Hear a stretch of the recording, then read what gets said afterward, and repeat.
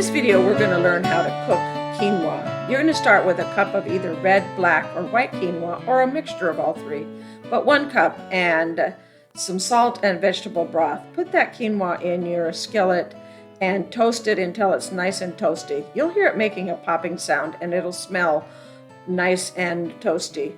After it's toasted, put it in a colander and rinse it well until your water runs clear. The reason for that is it contains a natural pesticide that is produced by the quinoa, and you want to rinse that all off. Otherwise, your quinoa ends up being quite bitter. Put the quinoa in a kettle, add your vegetable stock and your salt, and bring the quinoa to a boil on the burner. Once it's come to a boil, go ahead and cover it with a lid. Turn the heat down as low as you can possibly get. If that means you need to move it to a smaller burner that you can get the heat way down low, do that.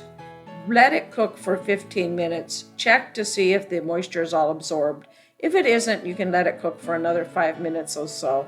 Once it has finished cooking, fluff it up with a fork and enjoy.